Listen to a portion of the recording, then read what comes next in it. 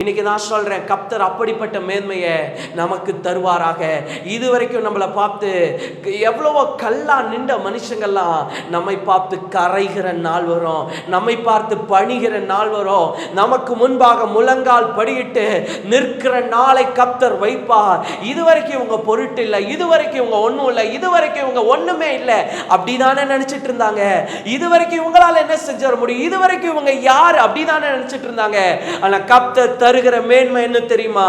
அவர்களை நமக்கு முன்பாக கரைந்து போக பண்ணுகிற மேன்மை, அவர்களை நமக்கு முன்பாக உடைந்து போக பண்ணுகிற மேன்மை, அதுதான் கர்த்தர் தருகிற மேன்மை. யோசுவா 3:7. கர்த்தர் யோசுவாவை நோக்கி, நான் மோசேவோடு இருந்தது போல உன்னோடும் இருக்கிறேன் என்பதை இஸ்ரவேல் ஜனங்கள் எல்லாரும் அறியும்படிக்கு இன்று அவர்கள் கண்களுக்கு முன்பாக உன்னை மேன்மைப்படுத்துவேன். அவர்கள் கண்களுக்கு முன்பாக உன்னை மேன்மைப்படுத்துவேன். இந்த நாளெல்லாம் கர்த்தர் நான் ஜெபிக்கும் போது கர்த்தர் கொடுத்த ஒரு திட்டமான வார்த்தை யோசுவா 3:7. அவர்கள் கண்களுக்கு முன்பாக உன்னை மேன்மைப்படுத்துவேன். நம்முடைய வாழ்க்கையில தேவன் வைத்திருக்கிற ஒரு மேன்மை இருக்கு. நம்ம எப்பவுமே ஒரே கிராஜுவலா ஒரே மாதிரி போகணும்னு அவசியம் இல்லை. தேவன் நம்முடைய வாழ்க்கையில எதை வைத்திருக்கிறார்னா முன்னேற்றத்தை வைத்திருக்கிறார், மேன்மையை வைத்திருக்கிறார், ஆசீர்வாதத்தை வைத்திருக்கிறார். நம்ம தான் என்ன நினைச்சுக்கிறோம், ஒரே நிலைமையில இது போதும், இப்படியே நான் வாழ்ந்தா போதும், இப்படியே நான் இருந்தா போதும், இது நம்முடைய இருதயத்தின் எண்ணம். ஆனா ஆண்டவர் நமக்கு எதை வைத்திருக்கிறார்னு சொன்னா மேன்மைகளை வைத்திருக்கிறார், ஆண்டவர் உயர்வுகளை வைத்திருக்கிறார். அதனாலதான் ஆண்டவர் சொல்றாரு, ஓம் நினைவுகள் என் நினைவுகள் இல்லை, வானத்தை பார்க்கிலும் பூமி எவ்வளவு உயரம் அதுக்கு இருக்கோ அதை விட எனக்கு எப்படி இருக்குன்னா ஓம் நினைவை விட என் நினைவு பெருசா இருக்கு. சோ ஆண்டவர் எப்பவுமே நம்மளை விட ரொம்ப அதிகமா யோசிக்கிறவர். நம்மை பத்தி நம்ம கொஞ்சம் யோசிப்போம், ஆனா ஏசப்பா நம்மளை பத்தி ரொம்ப அதிகமா யோசிப்பார். நம்ம ஒரு எல்லை வரைக்கும் தாங்க யோசிப்போம். நம்ம நமக்கான எல்லைன்னு சொல்லி ஒன்று குறிச்சு அந்த எல்லைக்குள்ளதான் நம்ம காரியத்தை யோசிப்போம். ஆனா ஆண்டவர் யார் என்று சொன்னால் எல்லைகளுக்கு அப்பாற்பட்டு நம்மை குறித்து திட்டம் பண்ணுகிறவர், மனுஷ எல்லைகளுக்கு அப்பாற்பட்டு நம்மேல் ஒரு நோக்கத்தை வைக்கிறவர். மோசேவுடைய வாழ்க்கையில 80 வயசுல எல்லைகளுக்கு அப்பாற்பட்டு ஒரு நன்மையை வச்சிருந்தார், எல்லைகளுக்கு அப்பாற்பட்டு ஒரு ஆசீர்வாதத்தை வச்சிருந்தார். மோசே நினைச்சிருக்கலாம், 80 வயசுல நான் என்ன பண்ண முடியும், 80 வயசுல நான் எப்படி ஊழியம் செய்ய முடியும், 80 வயசுல நான் எப்படி போய் இவங்களை கூப்பிட்டு வர முடியும், வயசான காலத்துல நான் என்ன செய்ய முடியும், அப்படி மோசே வச்சிருக்கலாம். ஆனா கர்த்தர் என்ன வச்சிருந்தார்னா மோசேவுடைய எல்லைகளுக்கு அப்பாற்பட்ட மேன்மையை வைத்திருந்தார். அவன் நினைவுகளுக்கு அப்பாற்பட்ட மேன்மை. நம்முடைய வாழ்க்கையில கர்த்தர் எதை வச்சிருக்கிறார், நம்முடைய எண்ணங்களுக்கு அப்பாற்பட்ட மேன்மை, நம்முடைய நினைவுகளுக்கு அப்பாற்பட்ட மேன்மை, நம்முடைய யோசனைகளுக்கு புலப்படாத மேன்மைகளை கர்த்தர் நம்முடைய வாழ்க்கையில வைத்திருக்கிறார். ஆனா நிறைய சமயம் தேவ பிள்ளைகளுக்கு அது தெரியாததுனால எப்படி வாழ்றோமோ அப்படியே வாழ்ந்தா போதும்னு சொல்லி ஓடிடுறோம். ஆனா இல்ல இல்ல இல்ல, இந்த ராத்திரி கர்த்தர் சொல்லுகிறார், நான் மேன்மைகளை வைத்திருக்கிறேன். ஏன் மேன்மையை வச்சிருக்கிறார்? ஒரு 3 காரியத்தை நான் வாசிக்க விரும்புகிறேன். அதே வசனத்தை வாசிக்கலாம். யோசுவா 3:7. கர்த்தர் யோசுவாவை நோக்கி, நான் மோசேவோடு இருந்தது போல உன்னோடும் இருக்கிறேன் என்பதை இஸ்ரவேல் எல்லாரும் அறியும்படிக்கு. முதலாவது, தேவன் ஏன் ஒரு மனிதனை மேன்மைப்படுத்துறார்? ஆண்டவர் ஏங்க மேன்மைப்படுத்துறாரு? மனுஷன் உயர்ந்து வர்றது வேற, ஆனா ஆண்டவர் ஏன் மேன்மைப்படுத்துறாருன்னா ஆண்டவர் அந்த மனிதனோடு இருக்கிறார் என்பதை நிரூபிச்சு காட்ட. ஒரு மனுஷனை கர்த்தர் மேன்மைப்படுத்துறதுக்கு பெரிய காரணம் என்ன தெரியுமா? ஆண்டவர் உலக மனுஷன் மாதிரி ரொம்ப திறமை உள்ளவனை எடுத்து மேல நிறுத்த மாட்டார். ரொம்ப அடித்தட்டில் இருக்கிறவனை எழுப்பி மேல கொண்டு அவனை உயர்த்தி நிறுத்தி காட்டுவார். ஏன் அடித்தட்டில இருந்து தூக்கிட்டு வராரு? மேல இருக்கிறவனை தூக்கி நிறுத்தலாமே அப்படின்னு யோசிச்சா அது அவருக்கு மகிமையே இல்லை. ஆண்டவர் எப்பவுமே எங்க கொண்டு வருவார் தெரியுமா? ஒண்ணும் இல்லாதவனை கொண்டு மேல நிறுத்துவார். காரணம் என்ன தெரியுமா? அவர் அவனோடு இருக்கிறார் என்பதை விளங்க செய்ய. நிறைய வேலையில நம்ம வாழ்க்கையில தேவன் நமக்கு ஏன் மேன்மையை வச்சிருக்கிறார் தெரியுமா? அவர் நம்மோடு இருக்கிறார் என்பதை வெளிக்காட்ட. நிறைய சமயம் மனுஷங்க வந்து எதை தேடுவாங்கன்னா, நம்ம கூட கர்த்தர் இருக்கிறாரா, உண்மையாவே இவங்க கர்த்தரோட இருந்தா இவங்களுக்கு ஏன் இப்படி நடக்குது, உண்மையாவே இவங்க கர்த்தரோட வாழ்ந்தா இவங்களுக்கு ஏன் இப்படி நடக்குது, இப்படி நிறைய மனுஷங்க லிட்டரலாவே வெளிப்படையா கேட்ட நிறைய காரியத்தை நான் பார்த்திருக்கிறேன். ஆனா கர்த்தர் யார் தெரியுமா? அவங்களுக்கு கேட்கிறவங்களுக்கு வார்த்தையில பதில் சொல்றவர் இல்ல, நடைமுறையில நிரூபிச்சு காட்டுறவர். நம்ம சொல்ற மாதிரி ஆண்டவர் வந்து வார்த்தையில பதில் சொல்லிட்டு போக மாட்டார். சில விஷயத்துக்கு சிலர் கேள்வி கேட்கும் போது ஆண்டவர் வார்த்தையில சொல்லிட்டு போக மாட்டார், நான் இருக்கிறேன், நான் பண்றேன் அப்படியெல்லாம் சொல்லிட்டு போகிறவர் அல்ல, அவர் செயல்களிலே வெளிப்படுத்தி காட்டுகிறவர். இந்த யோசுவாவை பார்த்து ஒருத்தங்க சொல்றாங்க, வாசிக்கலாம். யோசுவா 1:17 வசனம்.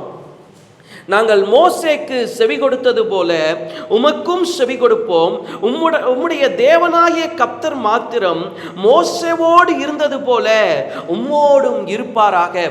அதாவது இஸ்ரவேல் ஜனங்களுக்கு மோசே மரித்து போனதுக்கு அப்புறம் ஃபர்ஸ்ட் டைம் யோசுவா ராஜாவா தலைவனா எழும்பி நிற்கிறார். எழும்பி நின்ற உடனே அங்க வந்துட்டு இருந்த 6 லட்சம் ஜனங்க இந்த யோசுவாவை பார்த்து என்ன சொல்றாங்கன்னா, நாங்க எல்லாரும் உமக்கு கீழ்ப்படிஞ்சு இருக்கிறோம்ப்பா, ஆனா ஒன்னே ஒண்ணு, கர்த்தர் மாத்திரம் உங்ககிட்ட வந்து எப்படி இருப்பாருன்னா மோசே கூட இருந்த மாதிரி ஆண்டவர் மட்டும் கூட இருக்கட்டும், ஆண்டவர் மோசே கூட எப்படி இருந்தாரோ அந்த மாதிரி உன் கூட மட்டும் இருக்கிறத நீ பார்த்துக்கோ அப்படின்னு சொல்றாரு. அந்த வார்த்தைக்கு யோசுவா எதுவுமே பதில் சொல்லல. ஆண்டவர் என் கூட இருப்பாரு, என் கூட தான் இருக்கிறார், ஒண்ணுமே சொல்லல. ஆனா கர்த்தர் வந்து மனுஷ கேள்விக்கு பதில் தருகிறார். சில மேன்மையை கர்த்தர் ஏன் தரார் தெரியுமா? நம்ம வாழ்க்கையில அவர் நம்மோடு இருக்கிறார் என்பதை காட்டுறதுக்கு. நம்ம நிறைய சமயம் நம்மளை காட்டுறதுக்கு ட்ரை பண்ணுவோம். மேன்மை நம்மளை காட்டுறதுக்கு அல்ல, கர்த்தர் நம்மோடு இருக்கிறார் என்பதை காட்டி இத்தனை நாள் நம்ம கிட்ட பேசிக்கிட்டு இருந்த மனுஷங்களுக்கு வார்த்தையில் இல்ல, செய்கையில ஆண்டவர் பதில் தர்றதுக்கு தான் நமக்கு மேன்மை வருதே ஒழிய நம்மளை பிரதிபலிச்சு இல்ல நம்மளை பெருசா நிறுத்துறதுக்கு தேவன் நமக்கு மேன்மைகளை தர்றதில்ல. சோ இந்த ராத்திரி வேளையில நம்ம வாழ்க்கையில தேவன் முதலாவது ஏன் ஒரு மேன்மையை தரார்னு சொன்னா, அவர் நம்மோடு கூட இருக்கிறார் என்பதை நிரூபிக்க, அவர் நம்மோடு வருகிறார் என்பதை நிரூபிக்க. இந்த யோசுவா கிட்ட வந்து கர்த்தர் இந்த யோசுவாவை மேன்மைப்படுத்துறதுக்கு ஒரே காரணம், நான் மோசே கூட இருந்த மாதிரி உன் கூடயும் இருக்கிறேன் யோசுவா. அதை எல்லா ஜனங்களும் பார்க்கணும், அதை எல்லா மக்களும் பார்க்கணும். தேவன் மேன்மைப்படுத்தும் போது எதை விரும்புவார்னா, அவர் நம்மோடு இருக்கிறத ஜனங்க பார்க்கணும்னு விரும்புவார். நம்மை மேன்மைப்படுத்துகிற உயரத்துல காரணம் கர்த்தராக இருக்கிறத உலகம் அறியணும்னு கர்த்தர் விரும்புவார். இந்த யோசுவாவை கர்த்தர் மேன்மைப்படுத்த ஆசைப்பட்டதுக்கு முதல் காரணம் என்ன தெரியுமா? நான் அவனோடு கூட இருக்கிறேன். தேவன் ஒரு மனுஷன் கூட இருந்தா அந்த மனுஷன் கண்டிப்பா மேன்மைப்படுத்தப்படுவான், அந்த மனுஷன் கண்டிப்பா உயர்த்தப்படுவான், அந்த மனுஷன் கண்டிப்பா ஒரு மேலான ஸ்தானத்துல வந்து நின்றே ஆகணும். சில வருஷங்களுக்கு முன்னாடி, 20 வருஷத்துக்கு முன்னாடி, 30 வருஷத்துக்கு முன்னாடி ஆண்டவரை ஏத்துக்கிட்டவங்களை எல்லாம் இன்னைக்கு போய் பார்த்தீங்கன்னா ஒண்ணுமே இல்லாம ஆரம்பிச்சிருப்பாங்க. இன்னைக்கு பார்த்தா பெரிய இடத்துல நிற்பாங்க, ஒண்ணுமே இல்லாம துவங்கி இருப்பாங்க. அவங்க ஆரம்பம் ரொம்ப அற்பமா இருக்கும், அவங்க ஆரம்பம் ரொம்ப பெரிய ஒரு சின்ன விஷயமா இருக்கும்.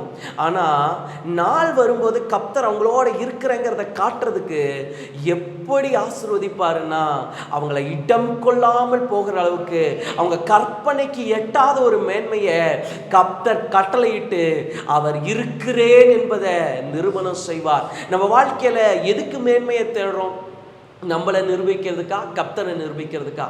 இதுதான் இன்னைக்கு நம்மளுக்கு ஒரு பெரிய கேள்வி. இன்னைக்கு நமக்கு முன்னாடி இருக்கிற கேள்வி, நான் ஏன் ஒரு பெரிய காரியத்தை எதிர்பார்க்கிறேன், நான் ஏன் மேலே போகணும்னு ஆசைப்படுறேன், நான் ஏன் மேலே நிற்கணும்னு ஆசைப்படுறேன், என்ன காட்டுறதுக்கா இல்லை கர்த்தரை காட்டுறதுக்கா?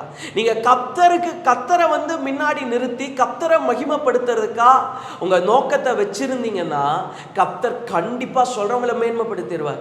ஆனா இல்ல, நான் நல்லவன், நான் பெரிய ஆளு, நான் பெரிய என்னால முடியுங்கிற காரியத்தை காட்டணும்னு ஆசைப்பட்டேன்னா கண்டிப்பா என்ன பண்ண முடியாதுன்னா மேன்மை அடைய முடியாது. ஸோ கர்த்தர் நம்ம வாழ்க்கையில நமக்கு கொடுக்கிற மேன்மை எதுக்கு மட்டும்தான் சொன்னா, அவர் அதில் இருக்கிறார், அவர் அதுக்கு பின்னணியா நிற்கிறாருங்கிறத உலகம் பார்க்கணும். நம்ம மேன்மைக்கு பின்னணியாய் நிற்பது மனிதன் அல்ல, நம்முடைய திறமைகள் அல்ல, இஸ்ரவேலின் தேவனாகிய கர்த்தர் என்பதை உலகம் அறிவதற்கு மட்டுமே கர்த்தர் நம்மை மேன்மைப்படுத்துகிறார். நம்ம நினைக்கிறோம், இல்ல பிரதர், நாங்க வந்து மேன்மை அடையிறது எதுக்குன்னா மனுஷ வாயை அடைக்கிறதுக்கு, மனுஷங்க முன்னாடி யாரும் எங்களை பேசக்கூடாதுன்னு நினைக்கிறதுக்கு, யாரும் இதுக்கு மேலே எங்களை குறை பேசக்கூடாதுன்னு நினைக்கிறதுக்கு, அதுக்கு தான் நிறைய பேர் மேன்மையை தேடுறீங்க. ஆனால் இல்லைங்க, சில வேளையில் நான் உங்களுக்கு திரும்ப திரும்ப சொல்கிறேன், உங்களை எதிர்த்து நிற்கிற மனிதர்களுக்கு வார்த்தையில் பதில் சொல்லாதீங்க, கர்த்தரை செய்கையில் பதில் சொல்ல இடம் கொடுத்துட்டு போங்க. அவங்க பேசினா பேசிட்டு போட்டோம், ஜஸ்ட் லைக் தட் கலந்து போய்கிட்டே இருங்க. கர்த்தர் செயல்ல பதில் தருவார். நீங்க ஒருவேளை மனுஷனுக்கு பதில் சொன்னீங்கன்னா வார்த்தையில பதில் சொல்லிட்டு நிற்பீங்க. கர்த்தர் பதில் சொல்லுவார்னா செயல்களிலே அவர்கள் வாயடைத்து போகும்படி செய்து நிற்க வைப்பார். முதலாவது தேவன் தருகிற மேன்மை எதுக்குன்னா கர்த்தர் நம்மோடு இருக்கிறார் என்பதை காட்ட. இரண்டாவது வாசிக்கலாம், 4வது அதிகாரம் 14வது வசனம். அந்நாளிலே கர்த்தர் யோசுவாவை சகல இஸ்ரவேலரின் கண்களுக்கு முன்பாகவும் மேன்மைப்படுத்தினார். அவர்கள் மோசேக்கு பயந்திருந்தது போல அவனுக்கும் அவன் உயிரோடு இருக்கும் நாளெல்லாம் பயந்திருந்தார்கள். ரெண்டாவது, ஆண்டவர் ஏன் ஒரு மனுஷனை மேன்மைப்படுத்துறார்? நான் சொன்னேன், இஸ்ரவேல் ஜனங்களை அழைச்சு கொண்டு வந்தது யாரு? மோசே. அவர் தான் கிட்டத்தட்ட 40 வருஷத்துல ஏறத்தாழ 30 வருஷத்துக்கு மேல அந்த ஜனங்களை நடத்தி கொண்டு வந்தவர். இப்போ இத்தனை வருஷத்துக்கு அப்புறம் ஒரு தலைவன் எழும்புறான். 40 வருஷத்துக்கு அப்புறம் ஒரு தலைவன் எழும்புகிறான். இரண்டாவது தலைவனா எழும்புறான். யாருன்னா யோசுவா. இந்த யோசுவாவை கர்த்தர் மேன்மைப்படுத்துறதுக்கு என்ன காரணம்னா, அங்க இருக்கிற ஜனங்கள்லாம் இவனை ஏற்றுக்கொள்ளணும். ஃபர்ஸ்ட் கர்த்தர் ஏன் மேன்மைப்படுத்துறார்னா அவர் நம்மோடு இருக்கிறார் என்பதை காட்டுறதுக்கு. ரெண்டாவது, அங்க இருக்கிற ஜனங்கள்லாம் இந்த யோசுவாவை ஏற்றுக்கொண்டாகணும். இதுவரைக்கும் மோசேவை ரொம்ப நம்பினாங்க, மோசேக்கு ரொம்ப பயந்து இருந்தாங்க. ஆனா இன்னைக்கு அதே ஸ்தானத்துக்கு யோசுவா வந்து நிற்கும் போது யாரும் பயப்படுறாங்களா? இல்லையா? அதெல்லாம் இருக்கவே கூடாது. கர்த்தர் அதை மாற்றி எப்படி மாற்றணும்னு விரும்பினார்னா அத்தனை ஜனங்களும் இந்த யோசுவாவை அங்கீகரிக்கணும்னு கர்த்தர் விரும்பினார். நிறைய வேளையில நிறைய பேர் இந்த மேன்மையை எதுவாக நினைப்பாங்கன்னா, இதுதான் நமக்குரிய லட்சியம், இதுதான் முடிவு அப்படின்னு நினைப்பாங்க. சிலர் சில உயர்வை வந்து பார்த்து வைக்கும் போதே அதை எப்படி நினைச்சு வைப்பாங்கன்னா, இது என்னுடைய பெரிய உயர்வு, இதுதான் என்னுடைய டெஸ்டினி, இதுதான் என்னுடைய முடிவு அப்படின்னு நினைப்பாங்க. ஆனா மேன்மையோ கர்த்தர் தருகிற ஆசீர்வாதமோ நமக்குரிய முடிவு அல்ல, அது நம்முடைய துவக்கம். நம்ம நிறைய சமயம் கர்த்தர் தருகிற மேன்மை நமக்கு முடிவு, கர்த்தர் தருகிற ஆசீர்வாதம் நமக்கு முடிவு, அதுதான் மகிமை அப்படின்னு நினைக்கிறோம். ஆனா அது நமக்குரிய முடிவு அல்ல, அது நம்மை கர்த்தர் அங்கீகரிப்பதற்கான ஆரம்பம்.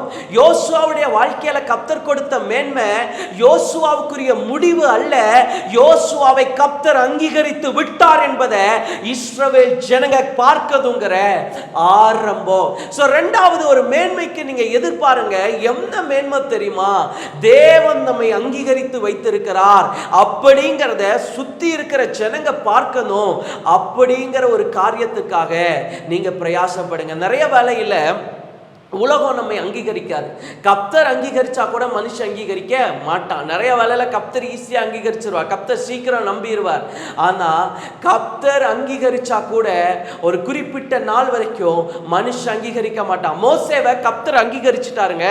மோசேவை கர்த்தர் அங்கீகரிச்சுதான் எங்க அனுப்புறாருன்னா பார்வோன்ட்டு அனுப்புறார், போய் இஸ்ரவேல் ஜனங்களை கூப்பிட்டுவான்னு. ஆனா போன உடனே பார்வோன் வந்து மோசேவை அங்கீகரிச்சாரான்னு பார்த்தா அங்கீகரிக்கவே இல்லை கடைசி வரைக்கும். ஆனா இந்த மோசேவை கர்த்தர் அங்கீகரிச்சிட்டார். ஆனா அதே மோசேவை யார் அங்கீகரிக்கலன்னா பார்வோன் அங்கீகரிக்கல. அந்த பார்வோனுடைய கண்ணுக்கு முன்னாடி யாரை கர்த்தர் மேன்மைப்படுத்தினார்னா மோசேவை மேன்மைப்படுத்தி காட்டினார். சில வேளையில நம்முடைய மேன்மை எதுக்கு தெரியுமா? மனிதர்களுக்கு முன்பாக நமக்கு ஒரு அங்கீகாரத்தை கர்த்தர் ஏற்படுத்த. மனுஷங்க முன்னாடி உங்களுக்கு என்று ஒரு அங்கீகாரம். இதுவரைக்கும் சிலருக்கு அங்கீகாரமே இல்லாமல் இருந்திருக்கலாம். பிரதர், எனக்கு எந்த அங்கீகாரமே இந்த ஊர்ல இல்லை, இந்த வீட்டில் எந்த அங்கீகாரமே இல்லை. ஆனா கர்த்தர் நமக்கு ஒரு மேன்மையை தருவார். அது எதற்கென்று சொன்னால் நம்மை சுற்றி இருக்கிற மனிதர்கள் நம்மை அங்கீகரிக்கும்படி, நம்மை சுற்றி இருக்கிற மனிதர்கள் நம்மை ஏற்றுக்கொள்ளும்படி கர்த்தர் நமக்கென்று ஒரு மேன்மையை கட்டளையிடுவார். தேவன் தருகிற மேன்மை ஒரு மிகப்பெரிய அங்கீகாரம். தேவன் தருகிற மேன்மை நமக்கு ஒரு மிகப்பெரிய ஆசீர்வாதம். அப்படிப்பட்ட மேன்மையை கர்த்தர் நமக்கு வைத்திருக்கிறார். எஸ்தர் ராஜாத்திய ஃபர்ஸ்ட் வந்து ஆமான் வந்து அங்கீகரிக்கவே இல்லை. எஸ்தர் ராஜாத்தியை ஆமான் ஃபர்ஸ்ட் அங்கீகரிக்கவே இல்லை. ஆனா கொஞ்ச நாள் கழிச்சு ராஜா அவங்கள உயர்த்தின உடனே, மேன்மைப்படுத்தின உடனே அவர் எங்க வராருன்னா ராஜஸ்திரியை பார்த்து ஒரு காரியத்தை பேசலான்னு ஆமான் நிற்கிறார். ஸோ இதுதாங்க கர்த்தர் தருகிற மேன்மை. சில வேளையில் அங்கீகாரம் இல்லாத மனிதர்களுக்கு முன்பாக, அங்கீகரிக்காத மனிதர்களுக்கு முன்பாக தேவன் ஒரு மேன்மையை கட்டளையிட்டு நம்மை உயர்த்துகிற தேவனாய் இருக்கிறார். அங்கீகரிக்காத மனுஷங்களுக்கு முன்னாடி கர்த்தர் நமக்கு ஒரு மேன்மையை வச்சிருக்கிறார். ஏன் தேவன் மேன்மையை தரார்? ஏன் தேவன் ஆசீர்வாதத்தை தரார்? முதலாவது அவர் நம்மோடு இருக்கிறார் என்பதை நிரூபிக்க. இரண்டாவது கர்த்தர் ஏன் தரார்னா, நம்மை அங்கீகரிக்காத, ஏற்றுக்கொள்ளாத, நம்மை ஒதுக்கி தள்ளின, நம்மை புறம்பே தள்ளி போட்ட அத்தனை மனிதர்களுக்கு முன்பாக ஒரு அங்கீகாரத்தை தர கர்த்தர் நமக்கென்று ஒரு மேன்மையை வைத்திருக்கிறார். மூன்றாவது ஒரு காரியத்தை வாசிக்கலாம். யோசுவாவின் புஸ்தகம் 5வது அதிகாரம் 1வது வசனம். இஸ்ரவேல் புத்திரர் கடந்து தீருமளவும் கர்த்தர் யோர்தானின் தண்ணீரை அவர்களுக்கு முன்பாக வற்றி போக பண்ணினதை, யோர்தானுக்கு மேல்கரையிலே குடியிருந்த எமோரியரின் சகல ராஜாக்களும், சமுத்திர தருகே குடியிருந்த கானானியரின் சகல ராஜாக்களும் கேட்டது முதற்கொண்டு அவர்கள் இருதயம் கரைந்து இஸ்ரவேல் புத்திரருக்கு முன்பாக சோர்ந்து போனார்கள். மூன்றாவது கர்த்தர் தருகிற மேன்மை என்ன பண்ணும்னா, நமக்கு விரோதமா இருக்கிற மனுஷங்களை கரைய பண்ணும். இதுவரைக்கும் இவங்க ஒன்றும் இல்லை, இதுவரைக்கும் இவங்க காரியமே இல்லைன்னு நினைச்ச மனுஷங்க கர்த்தர் ஒரு மேன்மையை தரும்போது நமக்கு முன்னாடி எப்படி போவாங்கன்னா, கரைந்து போவாங்க. அதாவது சிலர் சொல்லணும்னா அப்செட் ஆகி உடைஞ்சு போவாங்க. தேவன் நமக்கு தருகிற மேன்மையை மனுஷங்க பார்க்கும்போது உடைய ஆரம்பிப்பாங்க. அப்படிப்பட்ட மேன்மையை கர்த்தர் தருகிறவர். நமக்கு ஏன் கர்த்தர் மேன்மையை தரார் தெரியுமா? இதுவரைக்கும் இவன் ஒன்றும் இல்லை, இதுவரைக்கும் அவங்க ஒன்றும் இல்லைன்னு நினைச்சவங்க முன்னாடி கர்த்தர் நம்மளை எப்படி மேன்மைப்படுத்த நினைக்கிறார் தெரியுமா? அவங்களே கரைஞ்சு போகணும், அவங்களே உடைஞ்சு போகணும், அந்த அளவுக்கு கர்த்தர் ஒரு மேன்மையை தருகிறவர். இன்னைக்கு நான் சொல்றேன், கர்த்தர் அப்படிப்பட்ட மேன்மையை நமக்கு தருவாராக. இதுவரைக்கும் நம்மளை பார்த்து எவ்வளவோ கல்லா நின்ற மனுஷங்கள்லாம் நம்மை பார்த்து கரைகிற நாள் வரும், நம்மை பார்த்து பணிகிற நாள் வரும், நமக்கு முன்பாக முழங்கால் படியிட்டு நிற்கிற நாளை கர்த்தர் வைப்பார். இதுவரைக்கும் இவங்க பொருட்டு இல்லை, இதுவரைக்கும் இவங்க ஒன்றும் இல்லை, இதுவரைக்கும் இவங்க ஒண்ணுமே இல்லை அப்படிதானே நினைச்சிட்டு இருந்தாங்க. இதுவரைக்கும் இவங்களால என்ன செஞ்சிட முடியும், இதுவரைக்கும் இவங்க யார் அப்படிதானே நினைச்சிட்டு இருந்தாங்க. ஆனா கர்த்தர் தருகிற மேன்மை என்ன தெரியுமா? அவர்களை நமக்கு முன்பாக கரைந்து போக பண்ணுகிற மேன்மை, அவர்களை நமக்கு முன்பாக உடைந்து போக பண்ணுகிற மேன்மை, அதுதான் கர்த்தர் தருகிற மேன்மை. இன்னைக்கு உங்க வாழ்க்கையில் அந்த மேன்மை இருக்கா? இன்னைக்கு அந்த மேன்மை இல்லைன்னா இன்னைக்கு நம்ம கர்த்தரை கேட்க போறோம். கர்த்தர் நம்மை மேன்மைப்படுத்த போகிறார். இன்னைக்கு தேவன் வச்சிருக்கிற மேன்மை அதுதாங்க. இன்னைக்கு ஒவ்வொரு தேவ பிள்ளைக்கும் கர்த்தர் என்ன மேன்மை வச்சிருக்கிறார் தெரியுமா? ஒன்னு அவரோடு கர்த்தர் இருக்கிறார் என்பதை காட்டுகிற மேன்மை. இரண்டாவது, தேவன் என்ன மேன்மை அவர்களுக்கு வைத்திருக்கிறார்னு சொன்னா மனிதர்கள் அங்கீகரிப்பதற்குரிய மேன்மை. மூன்றாவது, எதிர்த்த மனுஷங்க, சூழ்ந்திருந்த மனுஷங்க கரைந்து ஒடுங்கி பணிகிற மேன்மை. இதுவரைக்கும் நிறைய மனிதர்கள் எதிர்த்து நின்று இருக்கலாம், இதுவரைக்கும் நிறைய மனுஷங்க நமக்கு விரோதமா பேசி இருக்கலாம். ஆனா கர்த்தர் ஒரு மேன்மையை வாக்கு பண்ணுகிறார். அவர்கள் பணிகிற, அவர்கள் கரைந்து போகிற, அவர்கள் ஒடுங்கி விழுகிற ஒரு மேன்மையை கர்த்தர் இந்த ராத்திரி வேளையில நம்முடைய வாழ்க்கையில வாக்கு பண்ணுகிறார். இன்னைக்கு அப்படிப்பட்ட மேன்மையை தேவன் நமக்கு வைத்திருக்கிறார். இந்த